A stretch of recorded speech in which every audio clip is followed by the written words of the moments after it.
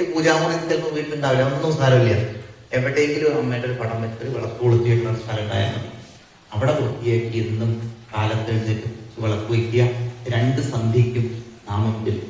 വൈകുന്നേരത്തെ സന്ധ്യയ്ക്കൊക്കെ പല വീട്ടിലും ടി വിയിൽ ഓരോ പരിപാടിയൊക്കെ കണ്ട ആളുകൾ സമയങ്ങളിൽ ആ വൈകുന്നേരത്തെ സന്ധ്യ വളരെ പ്രധാനമാണ്. ആ നേരത്താണ് കാളി ഇറങ്ങി നടക്കുന്ന സമയം, സന്ധ്യാനേരം. അപ്പൊ ഈ സന്ധ്യാനേരത്തെ ഏത് വീട്ടിലാണോ വിളക്ക് വെച്ചിട്ടുള്ളത്, ഏത് വീട്ടിലാണോ നാമം ചെല്ലുന്നത്, അവിടേക്ക് അമ്മയുടെ പ്രത്യേക മനസ്സിലായില്ലേ? അതുകൊണ്ടാണ് നമ്മളോട് പറയും സന്ധ്യാനേരത്ത് ഊണ് കഴിക്കരുത്. ആ സന്ധ്യാനേരം ഊണ് കഴിക്കാനുള്ള സമയമല്ല.